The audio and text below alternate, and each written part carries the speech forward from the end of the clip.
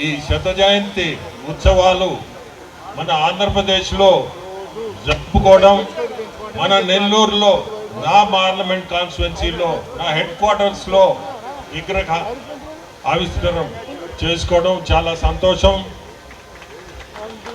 వాజ్పేయి గారు గురించి చెప్పాలంటే 18 సంవత్సరాల వయసులో క్విట్ ఇండియా మూవ్మెంట్ నుంచి మధ్యతరగతి కుటుంబంలో పుట్టిన వ్యక్తి క్విట్ ఇండియా మూవ్మెంట్ నుంచి పాలిటిక్స్లోకి రావడం, తర్వాత 11 సార్లు పార్లమెంట్లో మెంబర్ కావడం, 3 సార్లు ప్రైమ్ మినిస్టర్గా ఉండడం, అంటే 15లో భారత రత్న తెచ్చుకోవడం, 14లో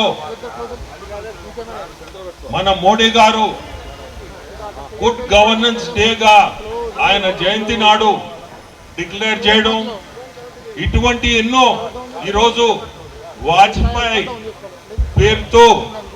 గారి పేరుతో ఎన్నో స్కీమ్స్ ఈరోజు మన గవర్నెన్స్ ప్రభుత్వం ఆ పేరుతో పేదలకి ఎన్నో రకాలుగా సహాయం చేయడం, ఇటువంటి అన్నీ కూడా అన్నిటికంటే ముఖ్యమైందంటే ఎన్ని పదవులున్నా మనిషిలో మార్పు లేదు అనేది మన ముఖ్యమంత్రులు చంద్రబాబు నాయుడు గారు దాదాపు మాకు ఎప్పుడు కూర్చున్నా పాత రోజులు గుర్తు చేసుకొని, నేను ముఖ్యమంత్రిగా ఉన్నప్పుడు ఏదన్నా వచ్చినప్పుడు సమస్య వచ్చినప్పుడు ప్రస్తావించి ఇది ఎట్లా ముందుకు తీసుకోవాలా నన్ను అడిగి కొన్ని విషయాల్లో నిర్ణయాలు తీసుకునేది అని ఎన్నో సందర్భాలు మాకు ఇప్పుడు కూడా గుర్తు చేసుకొని చెప్తా ఉంటారు.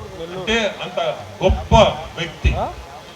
ఈ గోల్డెన్ క్వాడ్రిలాటరల్ రోడ్స్ హైవేస్ అయితే 4 ఢిల్లీ, కల్కటా, చెన్నై, ముంబై, ఈ 4 రోడ్లు 4 సిటీల్ని కలపడం అనేది ఫస్ట్ రోడ్స్ మీద ఆయన పెట్టిన శ్రద్ధ.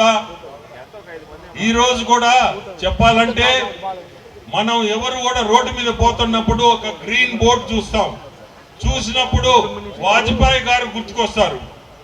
ఎందుకంటే ఈ రోజు కూడా ఆ బోర్డులు ఎక్కడ బోర్డులు ఉన్నాయో ఆ బోర్డులు వాజ్పేయి గారి పుణ్యమే.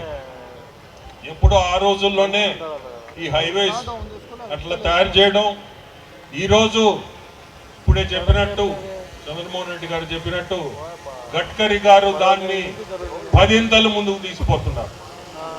ఎక్కడ ఏ రోడ్డు అభివృద్ధి కావాలన్నా పోయి అడగడమే తొందర, దాని ముందు రోడ్స్ ముఖ్యం అని చెప్పి దానికి బడ్జెట్ అనేది చూడకుండా ప్రతిదీ కూడా శాంక్షన్ చేయడం ఈరోజు మోడీ గారి ప్రభుత్వంలో చాలా మంచి పరిణామం.